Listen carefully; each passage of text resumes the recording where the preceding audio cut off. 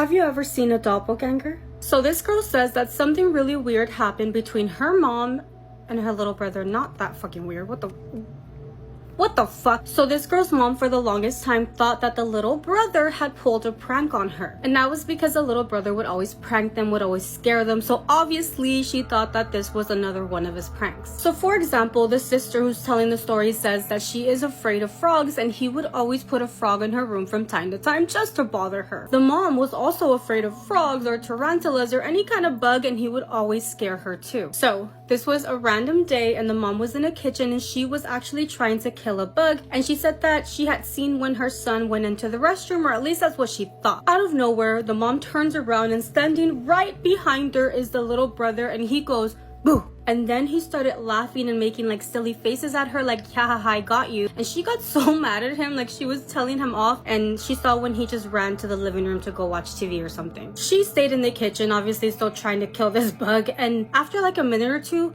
she sees when her son comes out of the restroom. So this was in Mexico and the only restroom that they had was outside, but it was really close to the kitchen. So she was seeing it through the window where he walked out of the restroom. In that very moment, she also remembered that the little boy who scared her, the one that went boo, that looks like her son, he was wearing completely different clothes than the son that had gone in the restroom and she saw get out as well. So her son eventually comes inside, goes into the kitchen, and she tells him what happened, and he just started laughing. Because he started laughing, she was like, "Oh my god, this is just another prank as always," so she kind of let it go. So a few days later, the whole family's having dinner and the topic of what happened came up again. But this time, her son was like, "Wait, I didn't do that. Like, I never said boo or scared you." And he explained that the only reason he laughed when she told him was because he thought that the mom was finally getting him back, like trying to scare him. Can you imagine your son's doppelganger being behind you and going boo, and then it's really not your son? Yeah, fuck that. Did you think the doppelganger stories was over? Another mom and son doppelganger story. Oh, thank God I'm not a mom, but y'all be careful out there. So this happened when the son was 16 years old. He was already in a secundaria and it took him about a 20-minute bus ride to get from school to home. He would get out of school around 6 p.m. so he would for sure be home no later than 6:30 p.m. So one of those nights, the mom was in the kitchen making dinner and getting the table ready when she heard a knock at the front door. Before she actually opened the door, her son walks in and goes straight into the restroom, which she thought was weird because he didn't even say hello, how are you doing, hi mom. So she was just like, what the hell is going on? She realized that it was 7 p.m. so he was home a little late, but also decided not to tell him anything because maybe he really needed to use the restroom. So just as a side note, she explains that the apartment that they lived in was really small, to the point where if you were in the kitchen and you raised your voice, everybody in all the different rooms, the living room, everywhere could hear you. So when the mom went back into the kitchen, that's exactly what she did. She was basically speaking loud to the brother that's in the restroom why he got home so late, because at that point he was around 40 minutes late. She even tells him, the next time you're late or you want to go out with your friends, all you have to do is call me or text me and tell me that you're going to be home late. After everything that she said,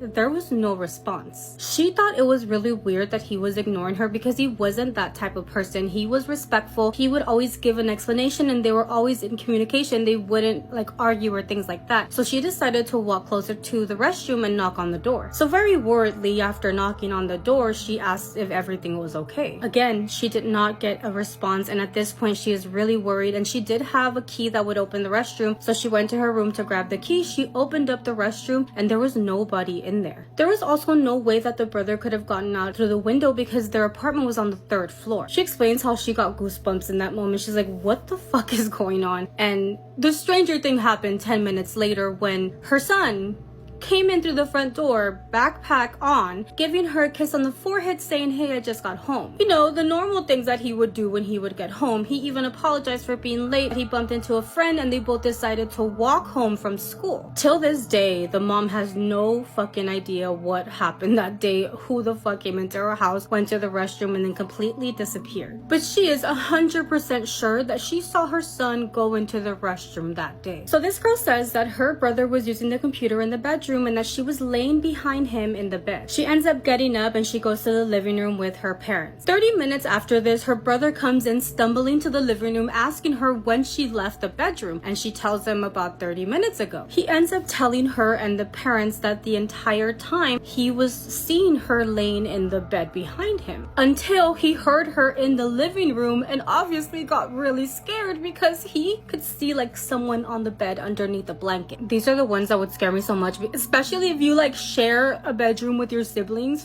Fuck that. So this girl says that she accidentally fell asleep in the living room on the couch, and when she woke up she could see that her dad is in the kitchen cooking something. They had a candle going, so even though all the lights were off, she can still see her dad's silhouette cooking in the kitchen. She can even make out the clothes that he was wearing. She ends up going back to sleep because she's thinking maybe he's just making himself a cup of coffee. The following day she ends up talking to her dad and she's like, what were you doing in the kitchen like without the lights off? It looks so strange. And he ends up telling her that he never went to the kitchen in the middle of the night. He even took her to his bedroom because remember she saw the shirt that he had on, opens up the drawer and shows her that that shirt is still folded and clean in his dresser. So this lady says that when her husband was just her boyfriend at the time, she got a phone call by him that was really fucking scary. When she answered the phone, the boyfriend tells her that he's looking at his dad in the living room, but that he knows that that is not his dad. So if you were to be looking outside of his bedroom door, it was directly into the living room. So when he woke up, opened up his eyes, he could see that his dad was sitting in the living room from his back because the dad was facing, his back was facing to him, and that his dad looked like he was watching TV. But in that moment, he remembered that hours before his dad had said goodbye to him because he had to go to work. There was also no way for the dad to get back in because it was the kind of door where you can actually turn the key from inside, and every time the dad would get home in the morning, he would basically have to open the door for his dad. Also, his dad was never the type to call into work sick or anything like that, so he knew his dad was at work. So very scared, he gets up, closes the door to his bedroom, and the only thing he could do was call his girlfriend to let her know what was happening.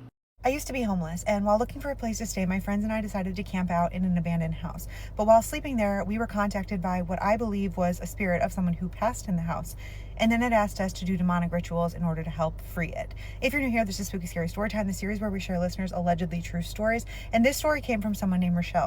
In 2019, Rochelle was dating a guy named Tim, and Tim and Rochelle fell on hard times and found themselves homeless. But while homeless, they met another couple who was also homeless named Becca and Anthony. And Becca and Anthony invited them to come and stay in an abandoned house that they had broken into and had been sleeping in. And Rochelle and Tim were a little reluctant at first, but it was better than sleeping on a park bench, so they moved their things into the house with Becca and Anthony, and it seemed at first like things were looking up. They had a roof over their heads and they at least were able to put roots down somewhere. But she said they weren't trying to mess anything up, so they didn't go exploring the house. They really just used it to sleep. They had a little routine. They would sleep at night, wake up early, go catch the bus, and then go to the grocery store to grab some food, and then spend the rest of the day looking for a job. They'd come back late, hang out for a little bit, and then go to sleep in the living room. Well, about a week after staying there, Rochelle woke up from a crazy dream. Rochelle said it was unlike any dream she had ever had before. It was so vivid, it felt real. And in the dream, a woman that was strikingly beautiful with blonde hair and green eyes came to her and asked her for help. She was soaking wet and her face was puffy. And she said, Rochelle, I need you to wake up. I'm stuck here and I need your help. The dream interaction startled Rochelle so much that she sat up in her cot and looked around to see if anyone else was awake, but everyone else was still asleep. And so she put it out of her mind. She said it was just a dream, and she laid back down and fell back asleep. Before she woke up for good, she had another dream that night in which the woman came back and told her name was Edna. In the morning, Rochelle and Tim woke up, they went about their day, and they came back to the house around 8 p.m. that night. And when they walked in, Becca and Anthony were sitting up in the living room and they were talking about the strange dream that Becca had had that night. Rochelle said that she was only half listening to the conversation, but she stopped in her tracks when she heard Becca mention a woman who looked like she'd been soaked in water. And she says, did she by any chance tell you her name was Edna? Becca's jaw dropped. She goes, how did you know that she told me her name was Edna? And Rochelle's like, I had the same dream. They think it's crazy. They both write it off because Rochelle said that she was not into anything paranormal or supernatural. She knew nothing about it. She's just like, what are the chances we had the same dream? What's there to be done, right? So then she takes a nap, she wakes up and she's like, I'm going to explore the house a little bit. She starts looking through things, looking through drawers, and she finds a letter addressed to an Edna who, you guessed it, lived in the house. And the letter was just talking about checking up on her after a recent birth. It wasn't clear who had written the letter to Edna, but it seemed like it was maybe a relative who was checking up to see how Edna was doing and asking if things had gotten better. She shows Becca. Becca's like, that's crazy. They talk about it for a little while. She's like, we probably should have taken this as a sign to leave, but we were not about to give up a roof over our heads over a shared dream.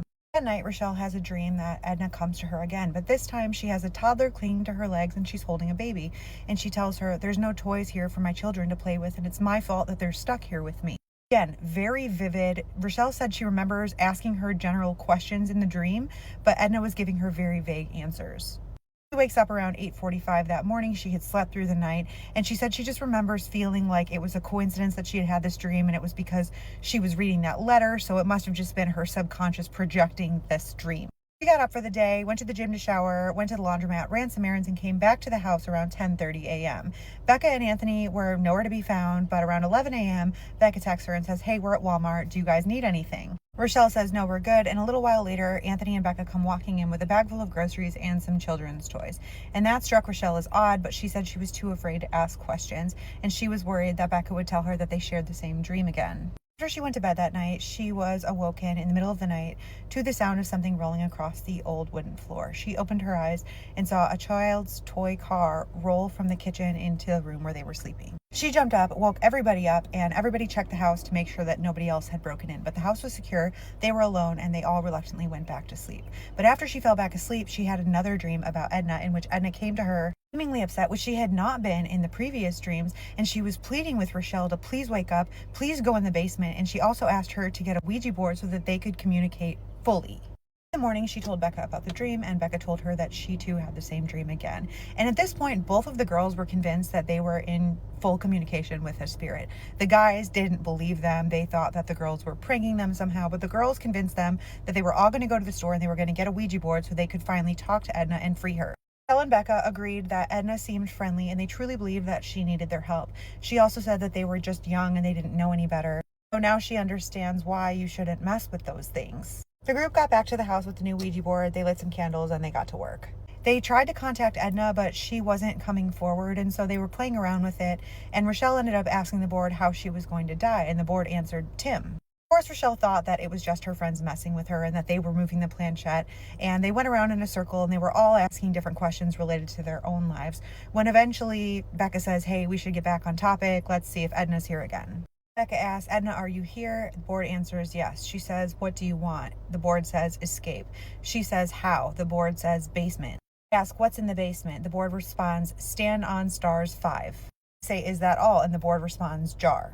At this point, the communication on the board had become very rapid. Everybody was starting to freak out a little bit. The guys thought that the girls were messing with them. The girls thought the guys were messing with them. And they all just decided to close the board and call it for the night. They had also not been in the basement at this point because she said the door had been boarded shut. Neither Becca nor Rochelle has any dreams of Edna that night, but in the morning, everybody's arguing about it again. They're all convinced that the other ones are messing with them, and finally they're like, let's just go into the basement and see what's down there. So the guys try to pry the boards off the door, but they can't, so Becca goes to the store and comes back with a crowbar, which the group then used to pry the boards from the door. The group all walked down the stairs together, and when they reached the bottom, were horrified to see a giant pentagram was drawn onto the floor, surrounded by what seemed like an altar full of jars. She said, I couldn't tell you how many, but each of them seemed to be full of human teeth, of ash, and of hair. They didn't stick around to investigate. They all ran back upstairs and sat in the living room talking about what they should do. The guys wanted to leave, but Becca and Rochelle wanted to stay because they truly believed at that point that they had to help Edna. There was a huge argument, but eventually the girls convinced the guys that they were going to stay for one more night, go back down into the basement with the Ouija board, and try to communicate with Edna again so that they could be instructed as to how to free her. That night, the group goes back down into the basement and they ask the board if Edna is there. It answers yes. They ask the board what it wants them to do, and the board answers points. A little bit of back and forth because nobody in the group understands what points mean, but eventually the board instructs them to stand at the edge of each point of the pentagram. Obviously there's 4 of them and there's 5 points to this pentagram, and so they're all kind of looking at each other like, what are we supposed to do now? And Becca says, I think we need somebody to stand on the 5th point, and they look to the 5th point and they see at the edge of the 5th point there is a knife, and nobody had noticed it there before. They go back to the board and they say, what are we supposed to do? And the board says, cut left hand. Tim just says, just give it to me, I'll just do it. If this is what makes you guys happy, if this is what frees Edna, I'll do it. And he takes the knife and he does it. They ask the board, now what? And the board says, upside down. And they took this to mean that it wanted Tim to turn his hand upside down so that his blood would drip onto the point of the star. As he does, and the blood touches the ground, they hear the sound of something shattering, and they turn their heads and they see 3 of the jars on the altar shatter all at the same time. Michelle said this was the point where everything went from, haha, this is fun, to what are we actually doing? She started to panic. She started to freak out. They all turned and they ran up the stairs. They cleaned up Tim's hand, and she said they left that night. After they left the house, Rochelle said she did look up the address, and she looked up the Edna, and she found articles from about 30 years prior from the previous owner. There were obituaries, and the story was that Edna had lived there, and she had both of her children and herself, and that when her husband came home and found them, he also passed by his own hand. Found another obituary for a different owner of the address who lived there after this all happened, and that owner had passed from unknown causes also in the house. Michelle says it's been 7 years. She knows not to mess with Ouija boards now. She truly believes that you can tap into something dark if you mess with it, maybe not even who you think you're talking to. But what's even crazier and what she can't shake about this is that about 3 years after this happened, Tim ended up going to prison for attempted murder on her. He's found guilty. He is still sitting in prison, but she says what she thinks is even crazier is that the Ouija board told her that she would pass by Tim's hand. She doesn't know if that attempt is what the Ouija board was talking about and she somehow avoided it, or if it was talking about something that would happen in the future. This story honestly freaked me out. I know this was a heavy one. That's why I'm telling you in the daytime, but if you have a spooky, scary story time that you think nobody would believe, send it in. We'd love to hear it. This girl sent me an email and said that her and her friends went out in the Appalachian woods one night and did not follow the rules, and they suffered the consequences for it. The story happened in 2019 when Shelby was 14 years old. So her mother, and her 2 younger siblings moved into a house in southeast Kentucky. And her mom's fiance did end up moving in with them. Now, they used to live in northern Kentucky, which is closer to Cincinnati, so they didn't really know the rules of Appalachia. It's important to know that they had 3 acres of land, and on that 3 acres of land, they had a tree line that surrounded their property. So on her first day of school, she meets a couple of girls, and for the sake of the story, we're going to call them Kylie and Brooke. So they exchange Snapchats and they start talking and they get to know each other. Well, about a month of living there, nothing out of the ordinary had happened. So one week, her and her friends decide that they want to have a sleepover. And because Shelby's house is the biggest, they decide that they're going to have the sleepover at her house. And she also has a pool, so there's that. On a Friday after school, her mom comes to pick all of them up. They get back to the house and they're trying to figure out what they want to do. Brooke pipes up and suggests that they all go out in the forest that night and they tell scary stories. And since they lived in like a small town and there wasn't much to do, they all agreed. They did all think it would be fun. Kylie, however, though, is a little bit more hesitant about it, and it's because of the rules that were set in place by the locals. It kind of freaked her out. And she does explain to them, listen, she's like, the most dangerous thing that we can do is go into the woods at night. But of course, they all shrug it off, especially Shelby, because Shelby had never heard these rules before. So nightfall comes and they all sneak out of the house and they go down to the end of the property line. That line followed a trail that led them into the woods. They come across this old buried church in the middle of the forest, and they all brought like their drinky drinks. She was 14 years old. I was drinking too that age. And then pre-roll. By the way, if you're watching this and you are 14 years old, you should not be drinking. So they all walk onto the steps of the church and they light their lettuce and they're all talking and they're just kind of having a good time. Kylie then finally gets up and she has to go to the bathroom. She's like, listen, I'm going to go to the side of the church and I'm just going to go to the bathroom real quick. So she goes off by herself. So Brooke and Shelby are just talking on the other side of the church while she goes and does her business, when all of a sudden she comes running back and she is screaming, go, go, go now. We need to leave immediately. She tells them not to ask questions. She just tells them to run. On top of her coming out of the woods absolutely hysterical, her face is pale white. So Brooke and Shelby see this and they are freaked out. So they grab all their stuff and they just book it back home, and they accidentally leave a bottle of Malibu behind. As they're running back to the house, Shelby said that she felt this really negative presence almost lurking and like running behind them. But she couldn't really understand it at the time, so she just kept running until they got back to the house. Little would she know that she would find out. They get into the house, they immediately lock the doors, and Kylie is like, you need to cover up all the windows right now and you need to lock them. So after they kind of get settled in and they're freaking out, and Brooke and Shelby are like, Kylie, what happened? What did you see?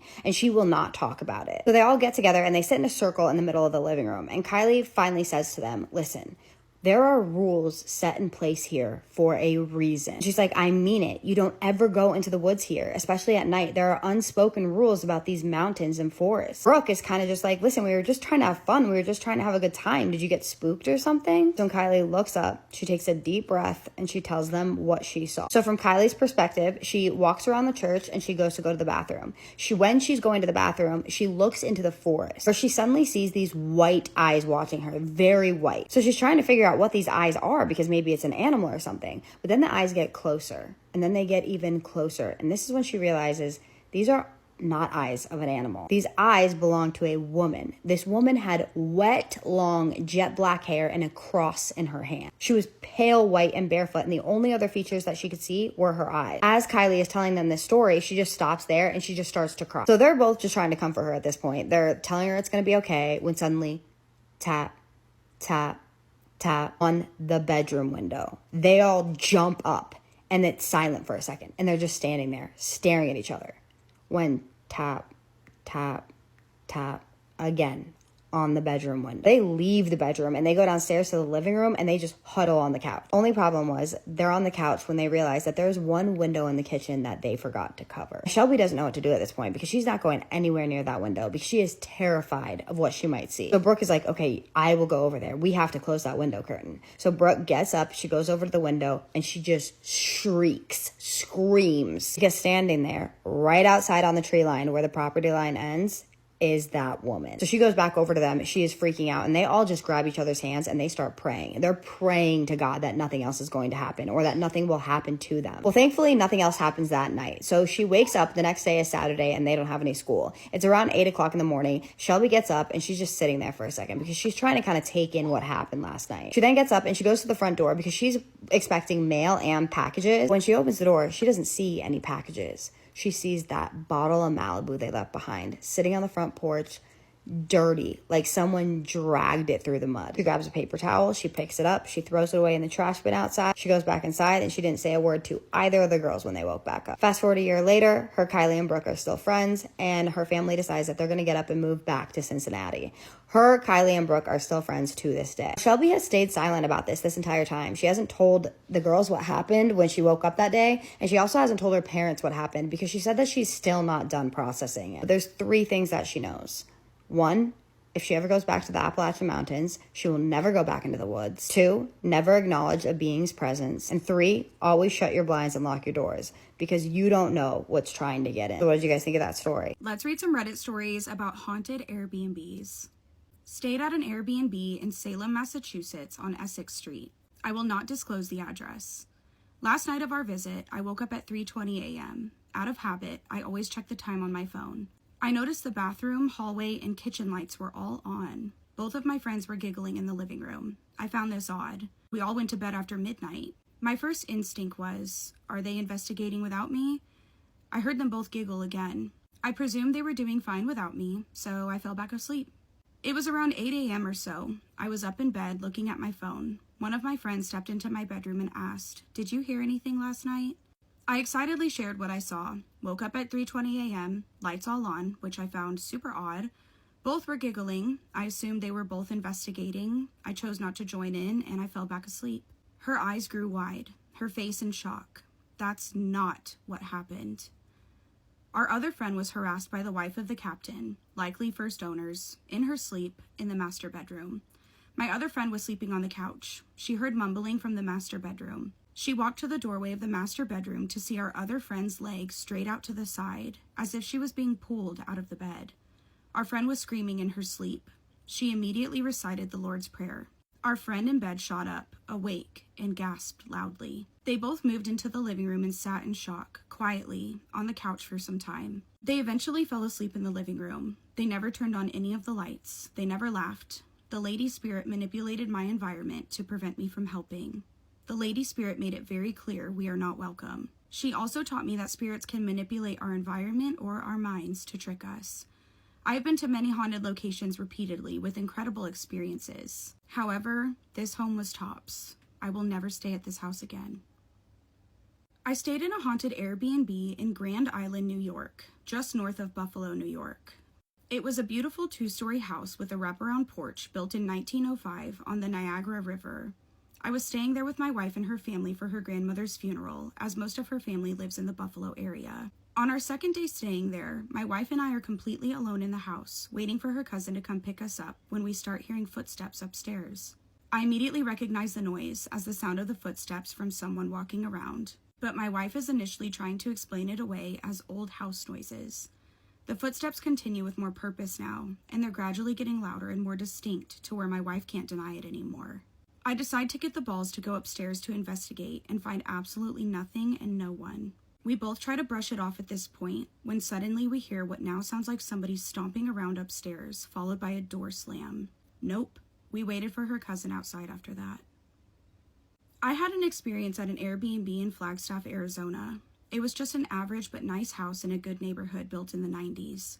The couple was so nice, and there was even a vibrating bed. I get clairvoyant images in my head at haunted places, and I got a flash of a woman at the door with red hair, but I just forgot about it. I dreamt that night of the woman, and she's talking about all the antiques in her room and how she made the quilt I was in. Real chatty, red hair, 1940s looking lady. Something about the trunk in there. I can't remember exactly the details now. At breakfast the next morning, I mentioned to the host that I dreamt about the room and a lady, and right away she says that's her dead grandma. We go into the room, and she pulls out photo albums, and it's, you guessed it, that same woman. She told me all about her. It was actually really sweet, and I felt comfortable enough to tell her what I had picked up on. And she believed me and told me that she had abilities too, which is why I think the whole thing happened in the first place. All three of us apparently have gifts with seeing the dead.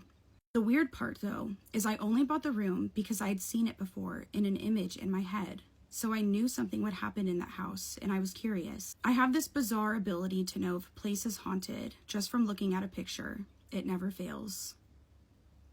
I stayed at a castle/manor in France a decade or so ago with my girlfriend at the time. It was through this program, I want to say Workaway, where you can travel to different places and get hosted by people in exchange for work or help with their farm, business, hotel, whatever. One of the people we had met through the program had just purchased a castle in France. He needed someone to stay while a foreign crew came in and did renovations. The grounds consisted of a huge manor, a smaller guest house, some gardens, and a very, very old church. We started by staying in the guest house. Everything was fine during the day, but I would wake up at exactly the same time every night with this intense feeling of dread. I was absolutely certain that someone or something was about to walk into the room. I would wake up in a cold sweat, absolutely terrified. It didn't matter how much I drank or how much medication I took. Same time every single night. We eventually moved into the castle, thinking that would help. The exact same thing happened, wide awake at the same time, frozen in fear. I can remember thinking to myself, how am I going to react when this entity walks into this room? I never saw anything in the month that we stayed there. As soon as we left, I was back to normal. We even did some micro travels while we were at the castle. I would sleep perfectly fine anywhere, but on the grounds of that castle. I've actually never stayed in an Airbnb before. I always just get like a hotel. I never even think to get an Airbnb, but after reading some of these stories, I'm probably just gonna stick to hotels. Airbnbs are kind of scary because you don't know, like personally know the freaking owner. They could have cameras up, or they could be like hidden in the house somewhere. You never know. Let us know if you've ever had a creepy experience at an Airbnb.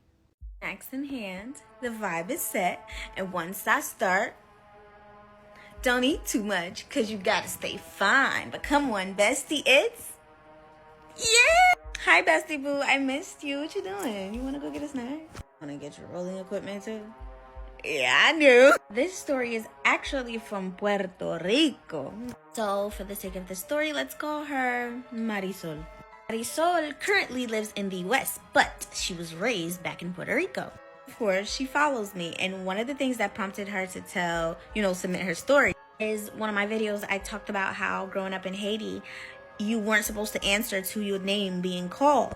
So boom, back when she was younger, she was about like 18 years old. She was living in Puerto Rico, and her parents needed to take like a 2-day trip somewhere. And naturally, she would come with them. However, this time she asked them like, Mom and Dad, can I stay home? Like, I feel like I'm old enough to stay home by myself now. Like, you guys are gonna be back in a few days. You guys have my number. Like, you guys you can trust me. Like, I'm not gonna go anywhere. Can I just like stay home? Because I don't really want to go with you guys.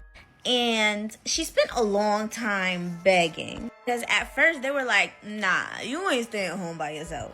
By the way, guys, guess what I got? I'm sorry to interrupt the story. Please don't be mad. I'm just really excited. I got an extra muse, so expect these story times to be in high quality. Anyway, back to the story. Wait, at first they're like, absolutely not. You're not staying home by yourself. She spent a lot of times doing chores and begging, and eventually she convinced them. Boom, the day comes, they leave. Remember how I said earlier she saw my video about your name being called? So boom, The first night that her parents are gone, everything goes fine. Like, you know, nothing really goes wrong. She's perfectly fine. Everything goes good. So the second night comes, which is the last night, because the next day her parents are coming back. That night, as she's sitting in her room, around 1:30 in the morning, she hears a knocking on the window in her room. She's like half asleep, so at first she's thinking, just as she's thinking about it and she's about to open her eyes, the most terrifying thing happens. She hears her name. Not only did she hear her name, but it was in her mother's voice. But it can't be her mother. Her mother's away. She just spoke to her mother earlier. She was updating her mom and everything. So she froze. But she also knows better. So she doesn't say anything. She's not answering. She's just like quiet, frozen. And then the voice said her name again. This time, it sounds like her mom, but it's also sounding like something trying to sound like her mom, you know? Then the voice said, open the door. And she's still not saying anything. She's just sitting there frozen. She is literally in shock mode. She said that is the most terrifying thing that has ever happened to her because she's knowing that she's home alone. Yeah, there's neighbors and stuff, but it's like 1:30 in the morning. She's sitting there terrified. And then the voice stopped. And then she heard footsteps, and the footsteps went towards the back door. She starts overthinking like, oh my God, did I lock the back door? But yes, she did because her mom made sure she locked it earlier. So she knows the back door is locked, so she's good. And as she's thinking about this, again, she hears another most terrifying thing. That same voice is now trying to sound like her dad telling her to open the back door. And so at this point, she knows what's going on. She's like, oh shit, they try to get me. So she quickly went and she grabbed her rosary and she started praying. She's praying, she grabs her phone and she's calling her parents. They didn't answer the first 2 times, but eventually they answered and she's on the phone freaking out. She's crying, she's praying, trying to tell them what's going on. Her parents are basically trying to tell her like, calm down, it's okay, we're gonna come back in the morning. We can't leave right now because it wouldn't be safe for us to leave at this time. But we're gonna leave first thing in the morning. Trust me, you're fine. It's just things trying to mess with you. If it could do something to you, it would have done it already. Just don't answer, don't open the door. You already know what to do and you're doing it. So eventually they got her to calm down, but they stayed on the phone with her. She did not go to sleep. She stayed frozen on that bed until it was morning, until her parents got in that room and got her out. So the video that I did on that reminded her of that story, and so she submitted that. Yeah, that's the story, y'all. Don't forget to let me know what y'all eating in the comments. Don't forget to go grab your ebook, because if she would have just grabbed my ebook, she would have been perfectly fine. Okay, I love you. Bye. I used this love spell to make this guy fall in love with me, and I think that he may have unalived his girlfriend. Story time. The story did not happen to me, but I'm gonna go ahead and tell it in the first person. The person who did submit it wants to be anonymous. So I used to work with this guy named Carlos that I was really into. Not long after, I found out that he was actually already dating somebody from work. Let's call her Cindy. At first it really sucked, but it got really bad when I found out that Cindy was actually not who she said she was, or who she pretended to be. Night, I was at a club with a bunch of my friends when I come across Cindy. She's at the bar making out with some random guy. He even ended up going upstairs with this random guy. She was 100% cheating on Carlos. I should have stayed out of it, but I didn't. Coworker gave me the number of this woman who does rituals. She warned me that it would work, but there was one consequence that I didn't really take seriously at the time. Apparently this ritual can only be done once, and it came with consequences. I really wanted him, so I didn't care. Went to see this woman. The place felt extremely weird. I can't really explain it, but it was just dark and off. She had me bring a picture of me and Carlos, and she used oils and candles and some prayers, and then tied both of the photos together. I went home and did everything she told me, and after a few weeks, things actually started to change. Carlos actually found out that Cindy was cheating on him, and they ended up getting into a huge fight, and they broke up. Cindy even ended up getting fired. Carlos was really upset, and somehow I became the person that he started talking to. We ended up getting close really fast, talking every day, sitting together at work, just joking around. Then one night, he kissed me. I honestly thought things were perfect until out of nowhere one day we find out that Cindy had actually passed away. I got in a really bad car accident. The way people described it, it was extremely bad, and that's when I started to feel like something wasn't right. I ignored it and tried to just focus on Carlos and I. I was even making plans of Carlos and I moving in together. Like, I wanted him to move into my apartment. Before I could even ask him, something else ended up happening. My mom had keys to my apartment, and one day she just randomly showed up when I was at work. She had found the photos that I used for the ritual, the ones that were tied together, and she ripped them apart. When I walked into my house, she was yelling at me saying that she didn't know what I was messing with and that I was wrong, that she didn't raise me that way to mess around with things that I shouldn't. After that, things started to change between Carlos and I. At extremely distant, like completely different, conversations fell off. He stopped acting the same around me. I panicked and I started to rush things, and I asked him to move in with me. He immediately told me no. After that, he just completely stopped talking to me, and it was awkward because we were still working together. Eventually, I found out he started seeing someone else from the same job. Things got so bad that I ended up having to quit that job because I couldn't stand seeing him with someone else right in front of my face. A few months later, I started having sleep paralysis, and I would wake up where I couldn't move, like something was sitting on my chest and I could feel breathing near me. Then I started hearing things in my apartment, like footsteps or someone saying my name. Then one night I saw her, Cindy, the girl that Carlos used to date. She was standing in the hallway right outside my room just staring at me. I thought that I was imagining it, but it kept happening. Sometimes she'll be at the foot of my bed. The one time I woke up and she was right next to me. Her face didn't look normal. I honestly don't know how to explain it. Her face just looked off. Never says anything. She just stares. I swear every time it happens, she just keeps getting closer and closer to me. I tried going back to the woman that had initially done the love spell, and she completely refused to help me. She tells me to leave, that she had already warned me that the spell can only be done once, and once it's done and it's broken, there will be consequences. I tried praying. I had tried having a priest come bless my apartment, but nothing works. I barely sleep now. I keep the lights on all night, and I still feel like someone's there. I think that breaking that ritual must have started something, or if anything, it at least made it worse. That's where she ends her email. Again, love spells. Why?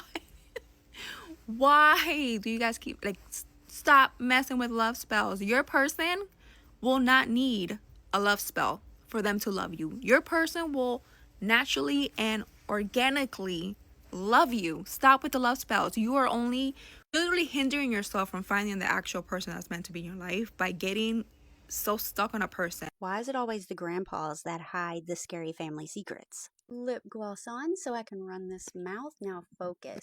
Scary story time. Fright Night Files. So I made you all wait for a part 2. Deal with it. I had to do something to get you guys to comment and come back because you know how it is right now.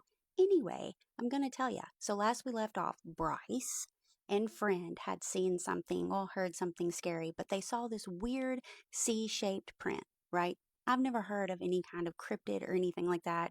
Now, you know, werewolves like to be on their tippy toes and sneak around and do things, but we know this thing likes to slap, right? And scratch. Slapping and scratching and walking around on a C-shaped foot.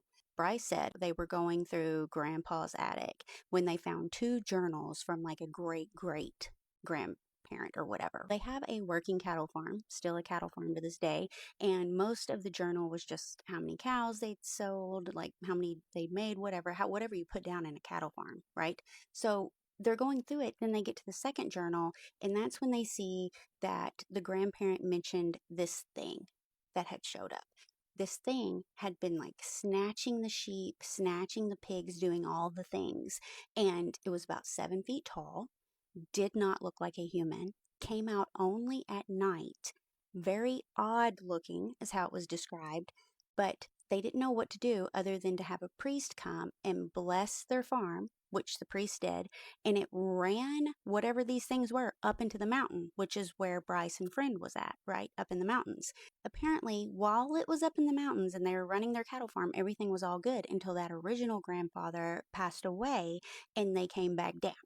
So when they came back down, everyone was like, don't talk about it, because if you talk about it, that'll make them show up more, which fair. We have that like in all folklore pretty much. The whole, if you heard something, no you didn't. If you saw something, no you didn't. That kind of vibe, right? Well, they don't know what it is.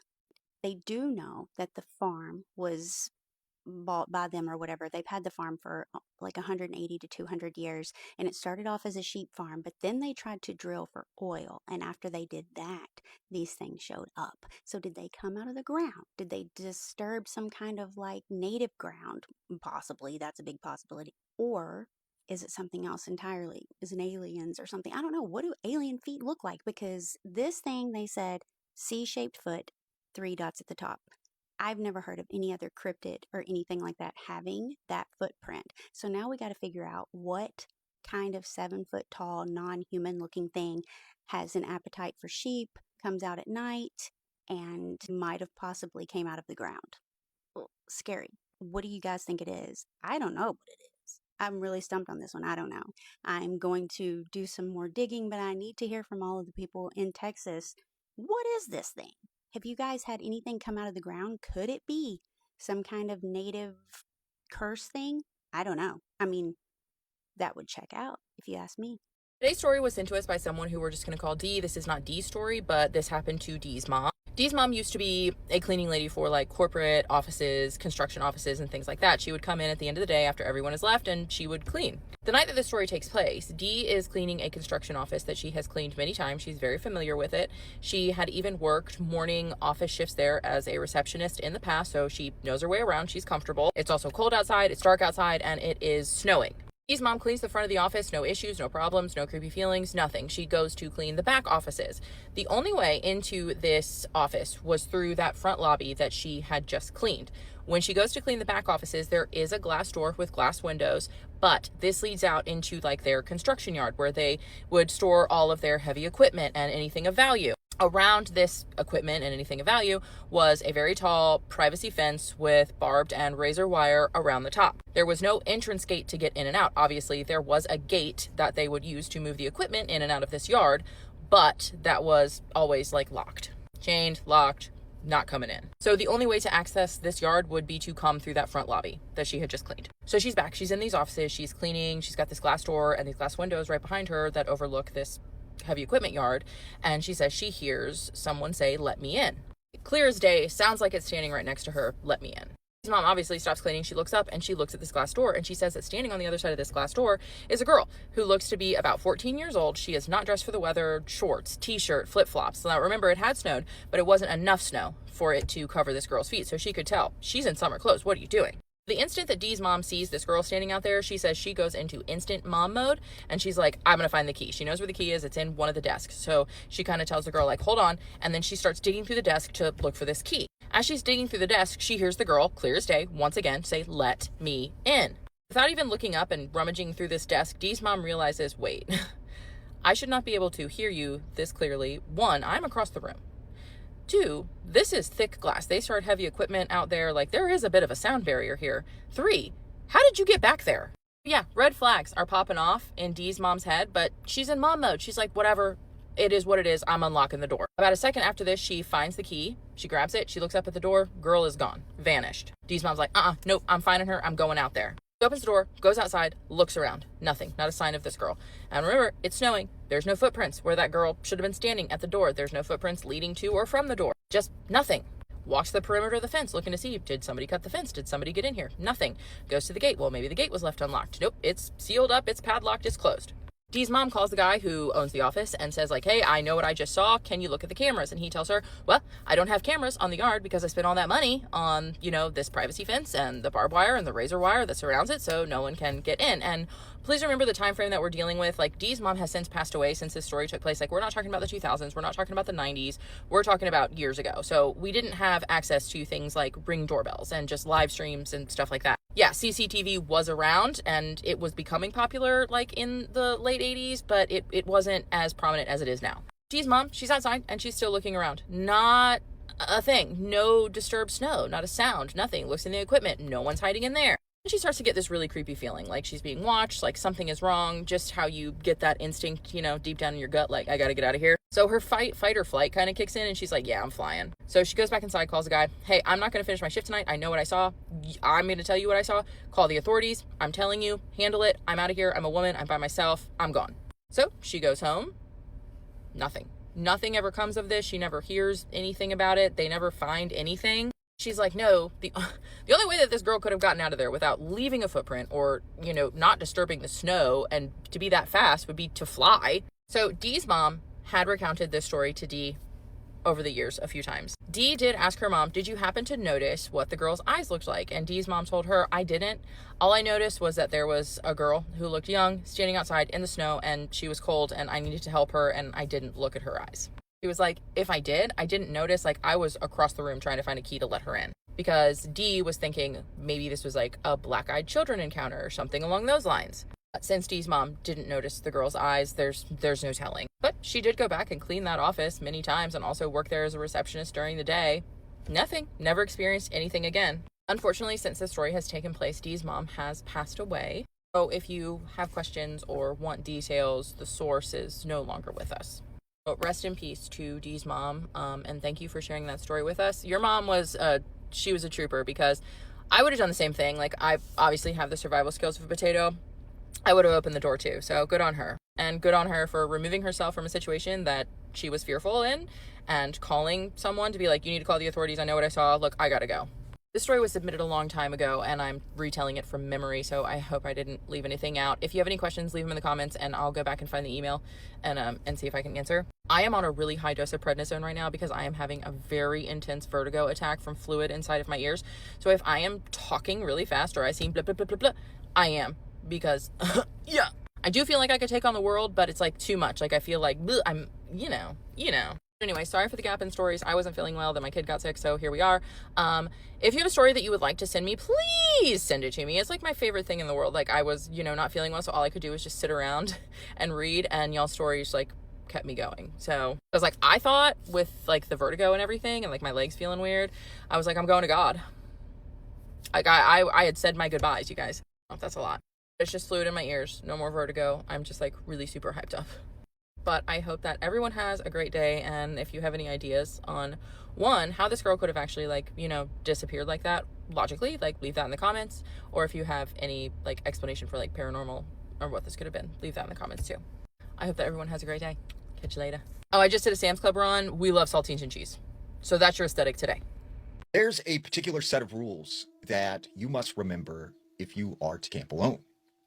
Now, the first rule of camping alone is never set up your tent at night, because this is when you are the most vulnerable and you cannot keep focus on what's behind you, what's around you, because you're focused on putting up the tent.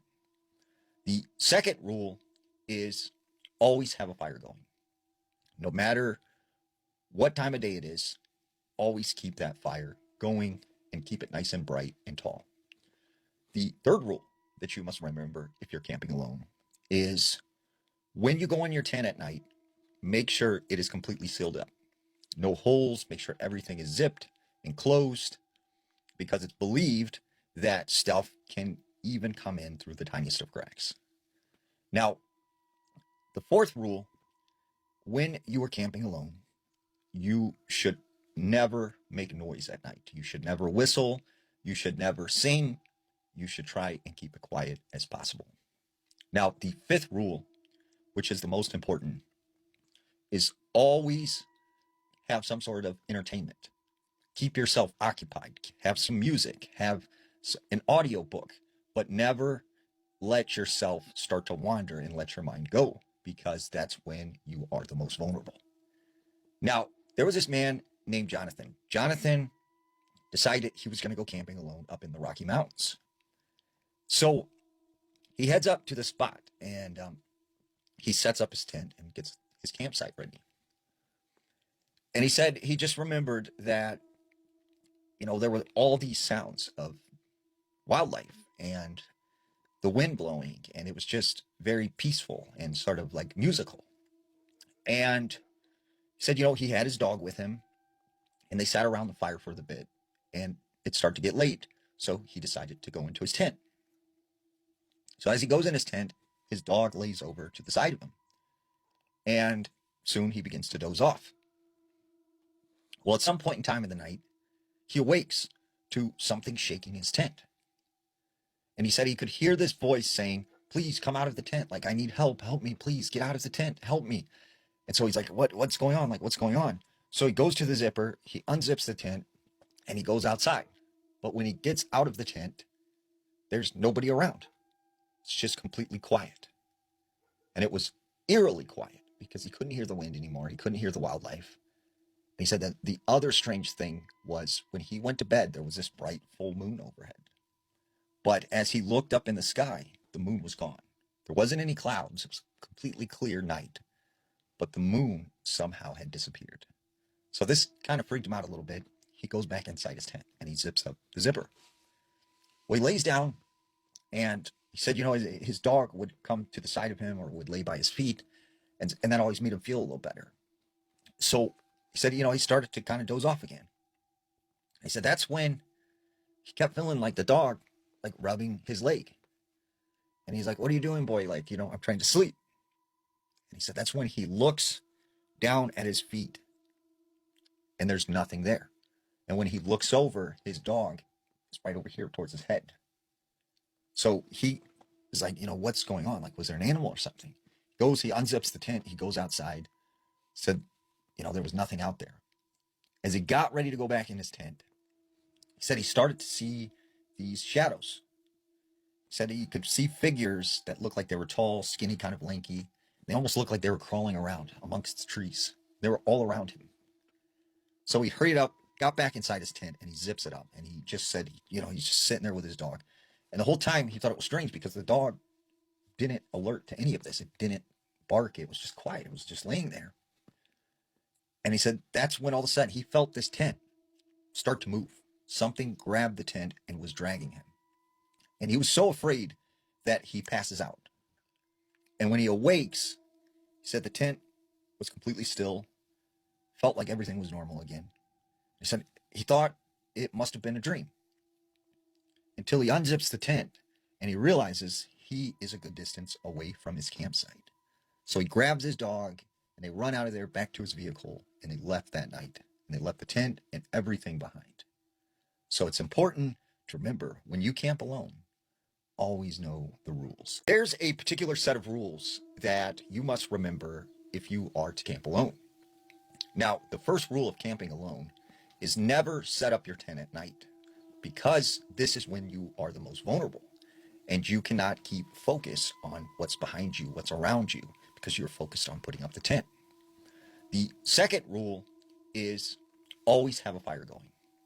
No matter what time of day it is, always keep that fire going and keep it nice and bright and tall. The third rule that you must remember if you're camping alone is when you go in your tent at night, make sure it is completely sealed up. No holes, make sure everything is zipped and closed, because it's believed that stuff can even come in through the tiniest of cracks. Now, the fourth rule, when you are camping alone, you should never make noise at night. You should never whistle. You should never sing. You should try and keep it quiet as possible. Now, the fifth rule, which is the most important, is always have some sort of entertainment. Keep yourself occupied. Have some music. Have an audio book. But never let yourself start to wander and let your mind go, because that's when you are the most vulnerable. Now, there was this man named Jonathan. Jonathan decided he was going to go camping alone up in the Rocky Mountains. So he heads up to the spot, and he sets up his tent and gets his campsite ready.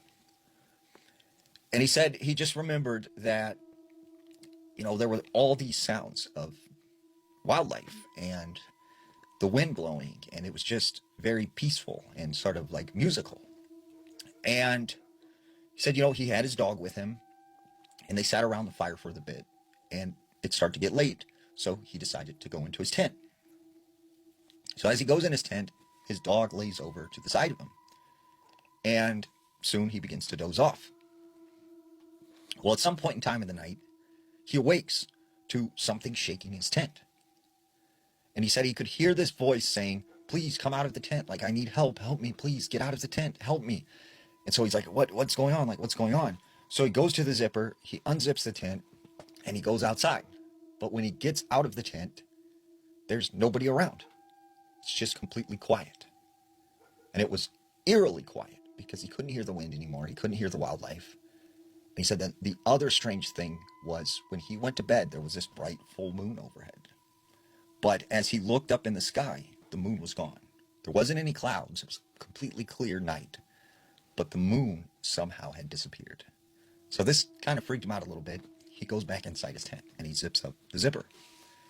Well, he lays down, and he said, his dog would come to the side of him or would lay by his feet, and that always made him feel a little better. So he said, he started to kind of doze off again.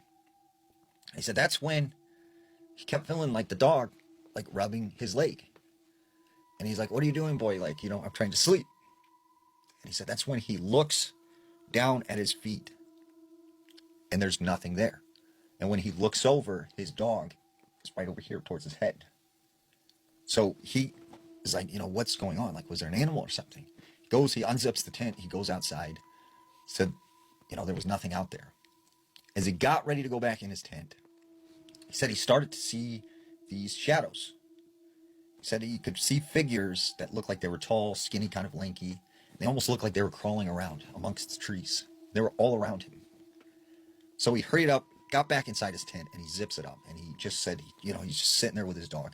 And the whole time he thought it was strange because the dog didn't alert to any of this. It didn't bark. It was just quiet. It was just laying there. And he said that's when all of a sudden he felt this tent start to move. Something grabbed the tent and was dragging him. And he was so afraid that he passes out. And when he awakes, he said the tent was completely still, felt like everything was normal again. He said he thought it must have been a dream. Until he unzips the tent and he realizes he is a good distance away from his campsite. So he grabs his dog and they run out of there back to his vehicle and they left that night. And they left the tent and everything behind.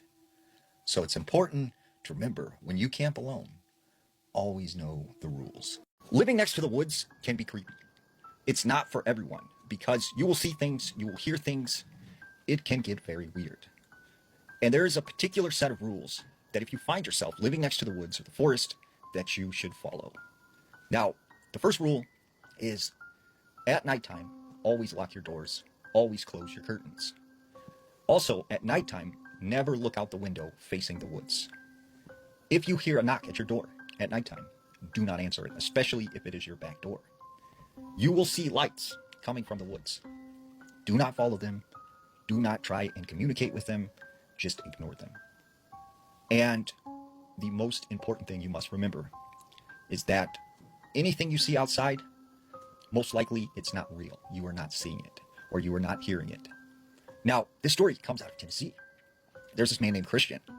Christian said that at one point in time, he grew up in this farmhouse that was out in the boonies. And he said they lived deep, deep in the woods, and it was a dirt road that took several miles to get to their house. And they literally had no neighbors around. Well, he said when they first moved in, there was a lot of weird stuff that would happen. For instance, the dogs didn't want to go anywhere near the woods. They would get to the tree line, and they would turn around. And it was like they were afraid of something. They also noticed these deer. They would come into their yard at night, and they would just be staring out into the woods like they were scared of something. And then one night, something very strange happened. So it was about 11 o'clock at night. And on the back door, they hear boom, boom, boom, a knock. And that's when his father goes to the back door and he opens it up. There was no one out there. He said as he looked out into the woods, he started to hear screams. And it sounded like someone was in trouble. So he said he got up and him and his father went outside and they started looking around. They couldn't see anybody. So eventually they called the police. And the police came out and they searched the area. They couldn't find anyone. Well, on a regular basis, they started hearing screams outside their house coming from the woods. And every night, something would be knocking on their back door. A few times, they found the back door wide open. The other weird thing that started happening is Christian's brother started having these weird nightmares. And not only was he having nightmares, he started to sleepwalk. And he would get up from his bed, he'd walk down the hallway into the kitchen and out the back door. And right before he would get into the woods, his dad or his mom would stop him and wake him up. And, this happened several times. Well, eventually his father put up like a camera outside because he was trying to figure out who's knocking on the back door. And one day he looks at the video and he sees his son going out the back door. And he notices he just starts looking around like he's looking for something out in the woods, like something was calling him. And finally, his father comes running out and stops him. So the father started to get really creeped out. He told Christian and his brothers and sisters, do not go out in the woods. And he said that's when one night there was a very loud banging sound coming from the back door. And it was almost like someone was trying to get in this door. So he said his father grabs a baseball bat. He goes to the back door and he opens it. And he looks around and out of the corner of his eyes, he sees something moving in the woods. So he said his father started to make his way towards the wood line. And that's when he sees something run back further into the woods. So his father starts to go into the woods down this trail, and he said he could see this thing from a distance. And he noticed when he would kind of move, it would move. Or when he would turn to the right, it would turn to the right. Or when he would turn to the left, it would turn to the left. And he said whatever he would do, whatever movement he would do, this thing would follow. He said that's when he realized whatever this was, it was almost like looking at a mirror. This thing was copying him. It was following his every movement. So his father turns around, takes off running through the woods, gets back in the house, and tells everyone, get in the vehicle, we are leaving. And they moved that night and left everything behind in the house. And he said still to this day, he has nightmares whenever he's near the woods because he still thinks about his time living in that place. We're not wasting no time today because it's a very long paranormal story, but we are back. We are back with another Trini paranormal, Trini scary story, Trini folklore for you today. And this one is quite terrifying, so let's just jump into it. So our follower said, hey, this happened in the morning of the 30th of July 2025 at 3:40 a.m.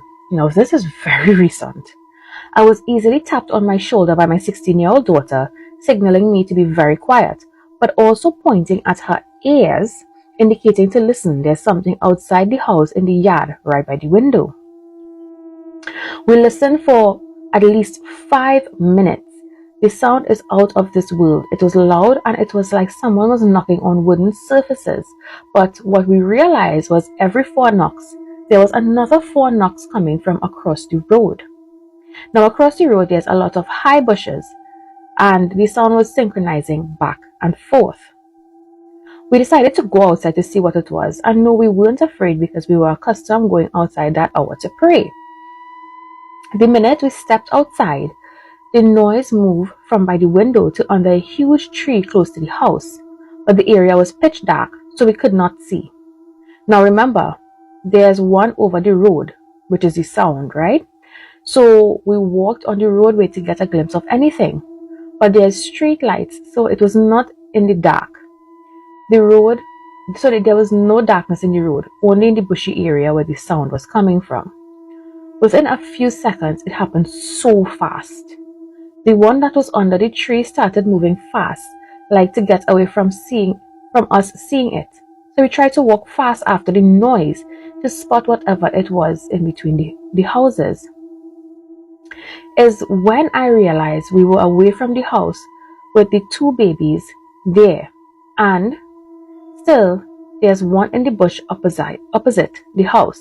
So I told my daughter, let's go back. As we made our turn to head back home, we just heard a very loud whisper twice. It is like it was speaking in front of us, but we could not see anything. We ran to the closest door and banged on it. I started to get a chest pain immediately. They had to calm me down and the gentleman walked us home. Now mind you, the one that was still there, it moved further behind the house, which was very dark, but I can still hear it, but not as loud before. Can you help me with that? True story. There's a lot to unpack in the story. And what is so interesting is that they were hearing the sound. They were curious about the sound, so they're hearing this knocking sound. They also hearing it across the road. So they're hearing it by the house, they're hearing it across the road. And every time I try to look, the sound moves. It caught their attention so much that they found their self houses away from where they lived, only to realize that but they had children that they left alone in the house. So the 2 of them were running back, panic, chest pain, because they hear this whisper suddenly in front of them. What do you all think that is? I've never heard a story like this before. I honestly believe that whatever entity it was tried to lure them away from the house. Maybe to get to them, maybe to get to whosoever is in the house, but absolutely terrifying. What would you do if you heard knocking? Would you be brave to go outside and see what it is? Or would you just ignore it? As people like to say, if you see it, no you didn't. If you heard it, no you didn't. Let me know what you would have done or what you think this entity is. So I used to clean houses that people wouldn't stay in anymore, and it wasn't like hoarder houses. It was worse. It was the kind of houses that were just left as is, like somebody left and never came back. So a small company would get contracts for abandoned properties, and we would Go in, we would deep clean, stage the homes, and sell them like nothing ever happened. Most of the time, it was obvious why people would leave the house. Bad energy, mold, lots of damage. But there was one house we came across, and it was completely normal, like too normal. Everything was still there. Clothes were folded. There was a glass of water on the nightstand. Dishes were put away. It was like somebody paused midday and then never unpaused. So it was just my job to go in, clean it, and report if anything was off or unusual. And at first, nothing was until I made it to the hallway. There were photos that were lining the wall, and it was all of the same person. Different outfits, different places, but she was doing the same thing in all of them. She was staring directly at the camera, not smiling, just staring. I didn't think very much of it until I went to go and clean the bathroom, and I was wiping down the foggy streaks off the mirror, and I found that there was some writing underneath it. Not on top, but underneath, like it had been written a long time ago. And it said in all caps, "Don't let her see you, see her." I stepped back really fast, and I kind of just admired what I just looked at. I tried to just tell myself it was a prank, something funny, haha, something written a long time ago.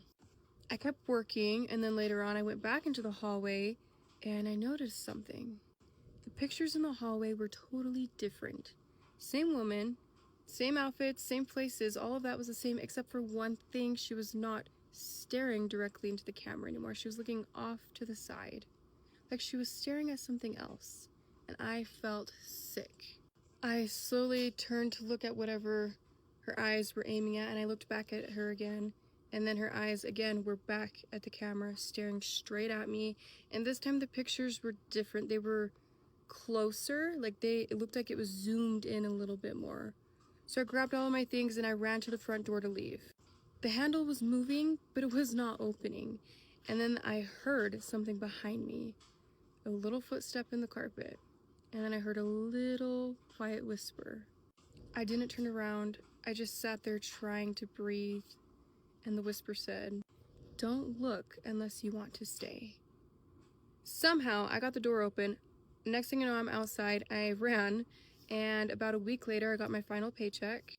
But with that envelope of money, I also got a printed picture that I saw, and it was a picture of me, and the picture was me not looking at the camera, but I was sitting there at the front door looking back at her, or whoever the voice was. Might have known the story of real life boogeyman. I need to tell you guys this creepy story.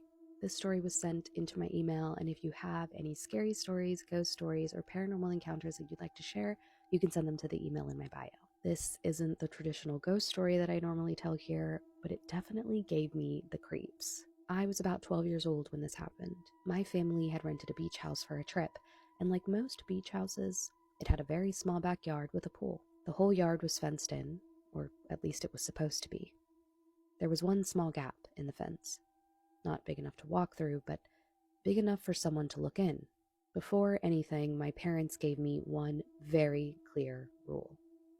Don't go swimming alone. But of course, I didn't listen. One afternoon, we had just gotten back from the beach. It was probably around 4 p.m., still bright out, still warm. Everyone else was inside, showering, relaxing, doing their own thing. And I remember thinking, I'll just go into the pool for a few minutes. It won't be a big deal. And so I went outside, and I got in, and at first everything felt normal, quiet and peaceful, just the sound of the water moving as I swam. And then I noticed something. Out of the corner of my eye, near the fence, movement. I turned slightly, trying not to make it obvious that I was looking, and that's when I saw him. There was a man standing on the other side of the fence, maybe in his 40s, and he was positioned right up against the small gap. At first, my brain didn't fully process it. I saw him, but I didn't register why he was there. And then I did. He was looking directly at me, and not just looking. He had his phone out, and he was filming me. I remember this wave of confusion hitting me at first, like, what is he doing and why? And then immediately after that, I felt fear. I was 12 years old. I was alone. I was in a swimsuit. And there was a grown man standing outside the fence watching me, recording me like I was something to capture. And the strangest part was he wasn't hiding, and he wasn't trying to be discreet. He wasn't pretending to be doing something else. He was just standing there, openly watching me. I didn't know what to do. I didn't scream. I didn't run away. I just kept swimming. I remember thinking maybe if I act normal, he'll get bored and leave. Maybe if he thinks I don't notice him, he'll stop. So I kept moving through the water like nothing was wrong, even though I could feel his eyes on me the entire time. Every second felt longer than it should have. And then I finally looked straight at him. Not out of bravery, just instinct. I made direct eye contact, and he still didn't move. He didn't look away. He didn't even flinch. He didn't act embarrassed or caught. He just kept filming, like it didn't matter to him that I knew. That's when it really hit me how wrong this was, how unsafe I was. So I got out of the pool, and I tried to stay calm. I tried not to panic, and I went straight inside. I told my aunt and uncle everything. What I saw, where he was standing, what he was doing. By the time we went back outside, he was gone. No trace, no sound, nothing. It was like he had been waiting for the exact moment I left, and then disappeared. I never saw him again after that day, but that stuck with me. At 12 years old, I didn't fully understand how serious that moment was. I just knew that it felt wrong. But looking back now, it's terrifying. He wasn't hiding. He wasn't scared of being seen, which means he didn't think that he would get caught. And that one small gap in the fence that I thought didn't matter and wasn't a big deal, that was all he needed. Boom, boom, it's story time. Boom, boom, paranormal Chicago activity. With Cat G. Hey, I got a story time for ya. But here's a recap. I call myself being a good Samaritan, and I go down to the root cellar. I'm trying to help Papa because I know he in a funk and I want to bring him out of his funk. But trying to bring him out of his funk brought me into his funk. Literally, I put a hand on the doorknob to the root cellar. That bitch pulled me. Just like Phoenix is trapped in here, Papa got a little demon man. Not a little demon man, he a big demon man. Anyways, Papa got one up in here too. It's the Prince of Death. Now that's who I run into in Papa's mind space. And he instantly, on the sight, get to giving me the go. I had to 1-2 skidoo his ass, going to his mental space. The real Papa in the mental space, he up here looking at all the little pretty pamphlets with all the goddamn memories on it. He don't know what's going on the outside. He don't even realize that the bad Papa that took over. So now I just got up here and I just snapped him out of it. Now the bad Papa sitting up here like, you know what, bitch, you don't know how to mind your own damn business. That's really your problem. That's really your problem. You be in the wrong place at the wrong time and then you just don't know how to mind your own goddamn business. All you had to do was sit your ass in that fucking chair. And what you do? You came down here to the motherfucking root cellar. See, that's your problem. And to that, sir, I say, yes, that is my problem. You are absolutely right, because I should have kept my black ass upstairs in that chair. That's where I should have stayed. But no. My heart. I know, Papa, something wrong. Go find him. Bullshit. So now me, good Papa and bad Papa, we standing here, right? And it's basically like, nigga, it's two of us and this one of you. But at the same time, you strong as hell. And we both tired as hell. Look, can we talk about this, please? Tell me what the fuck is going on. Bad Papa say they tired of being trapped. They done. It's over. They sick of this shit. They tired of sharing the earth with the regular schmegular ass humans, the starborns, the touched, the specials, the ones with the little extra razzle dazzle. Y'all fine. But the regular schmegular humans, them bitches got to go. They disturbing the earth. They destroying the earth. Everything is wrong with the regular schmegular humans. We done. We done. And you know what, Mr. Bad Papa Man? I get that. Okay? I get that. Because regular schmegular humans, they just bloop, they don't think about nothing beyond what's around their little bubble. And it's annoying. It's annoying to me. I don't like regular schmegular humans. And I'm a regular schmegular human. He say, no, you're a star seed and you're not supposed to be born. Here we go again. Here we go again with this not supposed to be born shit. What the fuck is he talking about, good Papa? Good Papa standing there, he just looking at me. Why the fuck is you just looking at me? What the fuck is he talking about? Why I'm not supposed to be born? Good Papa standing there, he like, okay, listen, it's a lot of stuff that we were supposed to tell you, but we didn't get around to telling you because Miss Angie and Miss Mindy passed away. And it ain't been the right time. Huh? Bad Papa say, Starseed, do you know who fathered your mother? I don't know. He said, are you sure you don't know? Okay, well, I mean, I do know, but I don't know because he passed away before I was able to really know. So, no, I don't know. He get doing that eye shifty stupid thing again. He say, so you don't know about the royals? What's the royals? Papa gonna sit up here and say something. Catherine, stop listening. Absolutely the fuck not. Call me Mickey Mouse, bitch. I'm all ear. This the first time in I don't know how long. Oh, wait. Since I've been born, where I got some real fucking answers. What the hell you mean? Who is my grandpappy? He say he was a grandmaster. I know that part. He a Mason. He said, oh no, he is one of the Masons. Huh?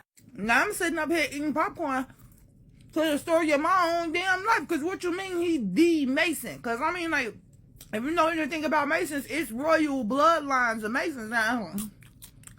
What are you talking about? What are you talking about? He said your grandfather needed an heir. He never had one, but he had your mother. Your mother was supposed to take the throne. She didn't. What happened? The hell you asking me for? Clearly, I don't know. What throne? What it? Wait, what's happening? Now listen, I'm for real starting to get pissed the fuck off because before my mama had passed away, we had did some digging into who her daddy was, and he was supposed to have left her a whole lot of money, and we didn't get the money because my mama was kept away from him by her evil ass motherfucking mom. And if my mama would have been able to prove that she was his daughter, then we would have been able to get the inheritance. But guess what? Because he ain't had no other living heirs, we didn't get the fucking inheritance. And now you telling me that it should have been some inheritance on top of some fucking inheritance? Like I should have been playing with Lily a long ass motherfucking time ago? Like we should have 2 houses, one in the human world, one in the fairy world, and I never fucking knew about it? Like, see, I'm getting mad all over. Good Papa decides to chime in and say there was a good reason why this information was kept away from me and my mama. What's the reason? Explain what's the reason. He gonna say some damn, my grandpa was a very powerful warlock and he got himself into some shit. And because he got himself into some shit, some very bad people was gonna be using him and my mama if they would have been able to get their hands on my mama. Good Papa told me how my grandpa literally had to sit up here and love and protect my mama from a distance so that nobody got their hands on her, so that they could use her against him and make him do whatever they wanted him to do, because that's how powerful and strong he was. And see, this is a whole lot of shit that I didn't know about and I didn't ask for. Well, at least I want to say I ain't got nothing to do with it, because apparently I do have something to do with it. Go figure, I have the same brain as my grandpa. Good Papa standing there looking like a proud granddaddy, and he talking about some, no, yes, lucky you. You have no idea how lucky you are. Out of all the shit that we just been through, and you want to call me lucky? Excuse me? He said your mama was good, but you're great. You have no idea what you can do. I wonder why I have no idea what I can do. Would you care to explain, sir? Bad Papa say, I wish we did have the time, but we don't. So I need your brain. Hand it over. Wait a minute, huh? Nah, we in it again. Me, Good Papa, Bad Papa. We tuss rumbling, if you will. And I had to step back out of the fight because I couldn't tell the difference between who was who. Both of the papas look exactly the same. Same outfit, same face, same coloring, same hair, same every damn thing. You know what else is the same? I got 2 hands that can shoot light, and I'm about ready to lay both of you motherfuckers out. I'm tired that I need a nap. We've been going for like 4 days straight at this point, okay? We've been flipping it between dimensions, in and out of people's brains, in and out of my brains. I'm tired. I'm tired at this point. Everybody got to die. The problem with having things trapped in here is that those things know the same things that you know. And as long as they are inside of you, they are going to continue to know the things that you know. Baby, you a host. So it's really nothing that bad papa don't know already that good papa know. Like, how can we communicate to each other to really figure out who is good and who is bad? At the same time, both of them say, Star Child, stop and think about it. You know which one of us is real and which one is fake. Bro, both of y'all can go at this point. And when I say they could go, I literally mean it, baby. I'm gearing up to blast both of their ass at the same time. When I tell you by the skin of their teeth, Miss Evangeline came in, swooped down for her man one more time. Miss Evangeline said, quick, did you like that thing that we did in Borneo or not? One papa smiled. The other papa looked like he was finna throw up. Baby, when I tell you she chucked that motherfucker so fast. This papa is on fire. His shadows screeching and flying away from him. He burned up and she said, oh, yeah, my papa is a freak. He loved what we did in Borneo. Now all I can think about is how y'all got to go to the next part. We listen, we don't get scared, and we don't judge.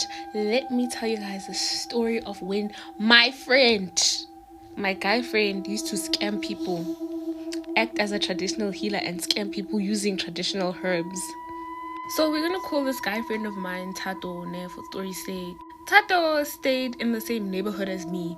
Now guys, Tato had a friend, and this friend of his, Tato's friend's dad, was a witch doctor. Like, he claimed that he was a traditional healer, but we all knew that this person is a wizard, a walking wizard calling himself a witch doctor. I mean, a traditional healer. So this one time, guys, Tato had disappeared for a very long time. Like, I had not seen him, didn't know where he was or whatever, and I eventually bumped into him, y'all. And here we are catching up. I'm asking him, like, where have you been? So he starts to tell me the story of how they used to scam people using traditional herbs, and it got bad to the point that he had to leave the township and go back to his hometown, well, his home village, and come back again. And I'm thinking, I'm listening. Okay, so for story's sake, we're also gonna give Tato's friend a name. We're gonna call him Coke. So he's like, one day, Coke's dad was like, guys, listen, I have a plan for you guys.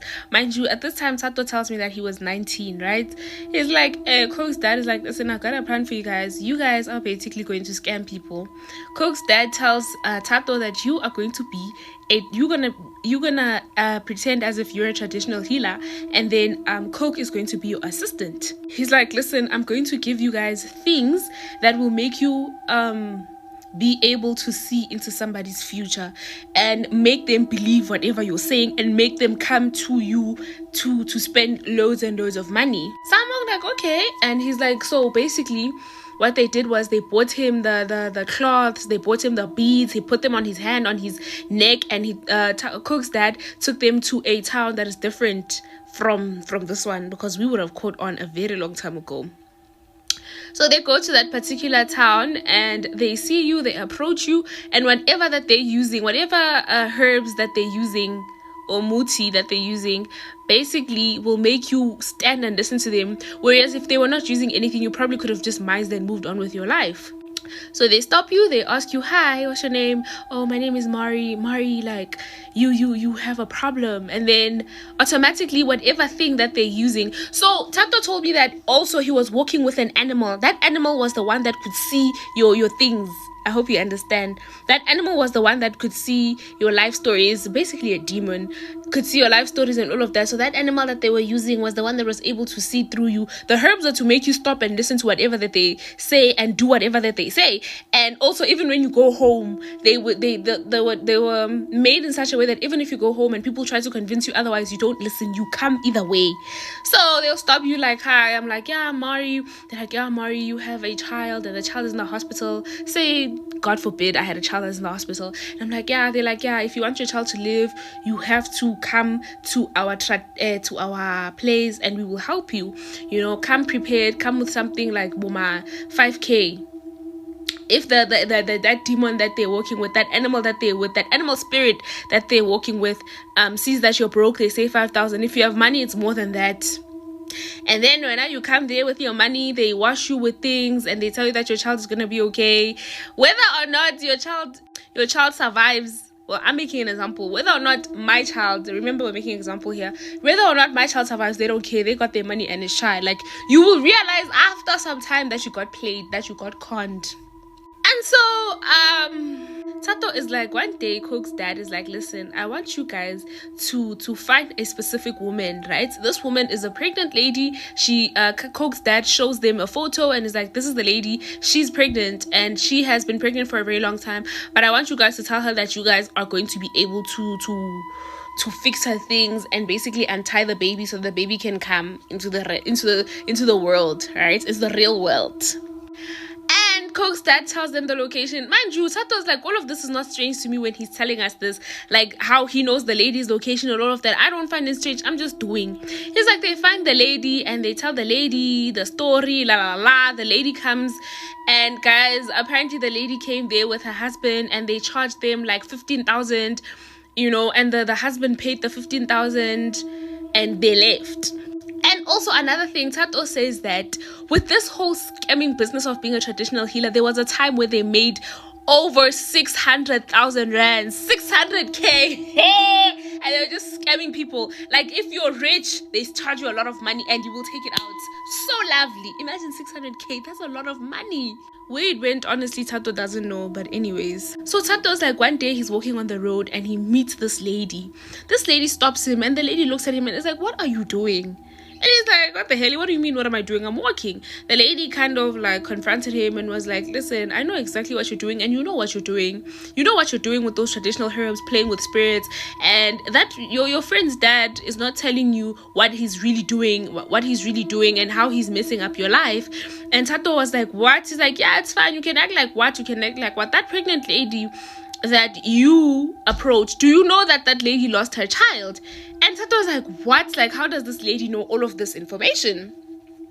Guy is like, yeah, but do you know that lady lost her child and it's all because of you? You helped that man unalive that woman's child. He was the one that was holding that baby hostage. But obviously and she was like, that is a story for another day. And Tato was like, eh? So the lady tells her that you are going to be in danger one day. These people are going to come back and they're going to find you. And this girl, and Tato's like, I'm so confused, like, which people? And the lady is like, listen, so they had a whole conversation, but like the lady told Tato that you will understand everything after you do this. Tells the Tato to go back home for 7 days. And for that 7 days, they have to go and pray in the mountains.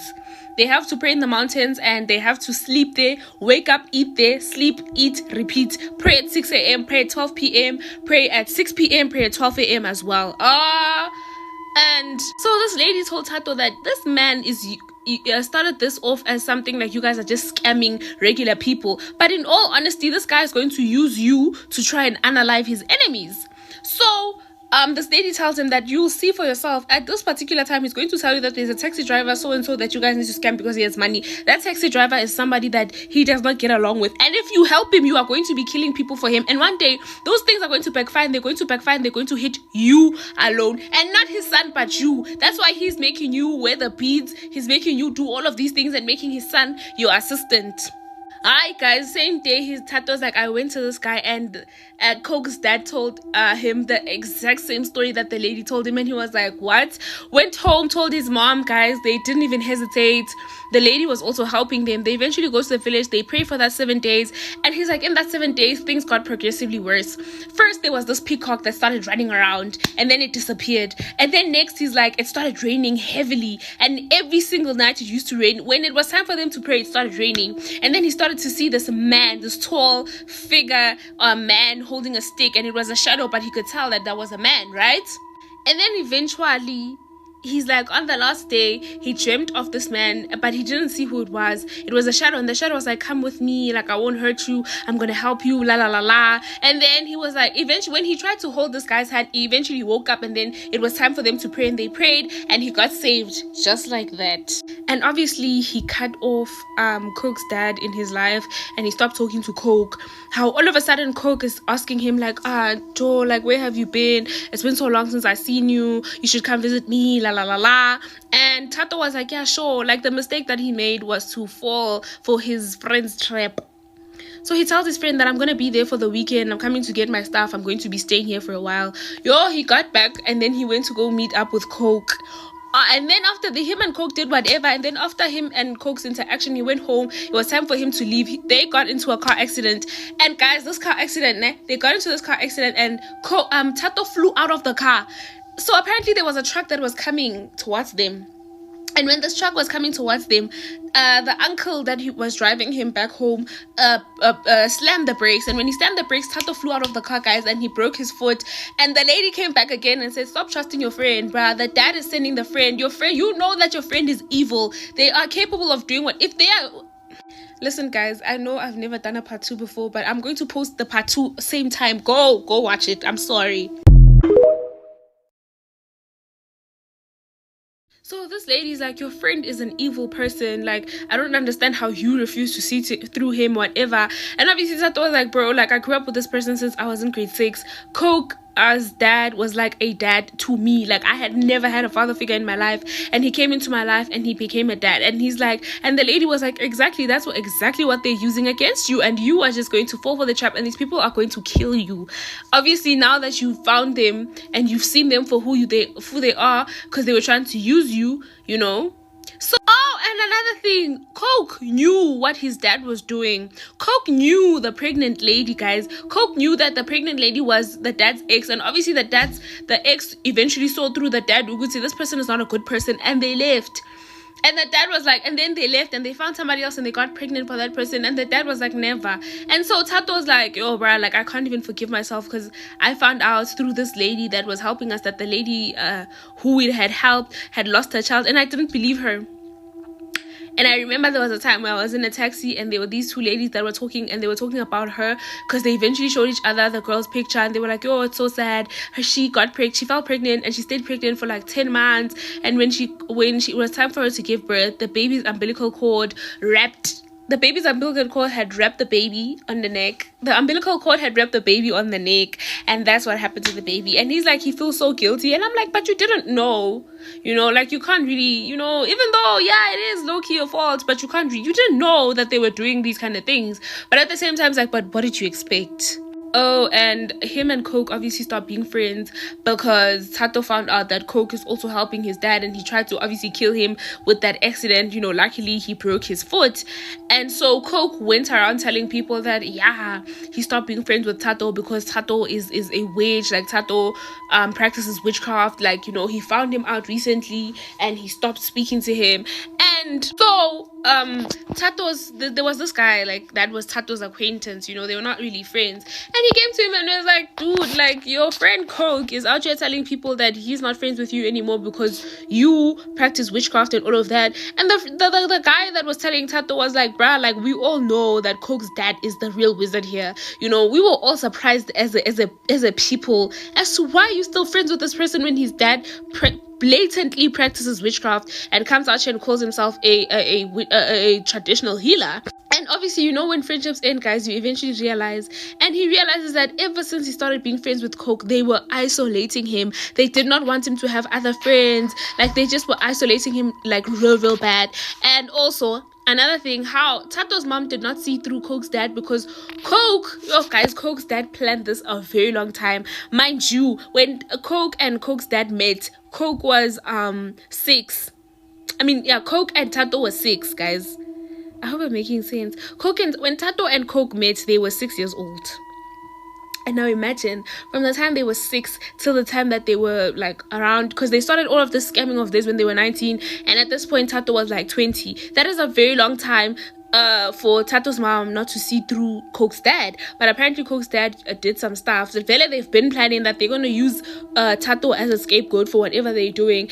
And yeah, guys, a child that knows that their family practices witchcraft and does not remove their friends from that situation is just as evil as the family, you know. And so Coke, I'm pretty sure, is going to become a witch doctor like his dad one day. And as for Tato, Tato moved from the city. Like, he just doesn't want anything that's gonna, you know, like, he never wants to find himself in the city because every bad bad thing that his experience has happened here. You know, his dad abandoned him here, and then he met this person that he thought was his friend, and then his dad took him in, and then they turned their backs on him, and then they tried to sell him out. It's like all of those things, man, are just crazy. And I totally understand, but it is what it is. You know, when would you have known that as a 6-year-old they're literally practicing witchcraft on you, and they have a price on your head that when you grow up they're going to use you? And Coke is such a terrible person. As young as you are, you're already practicing witchcraft. Ew.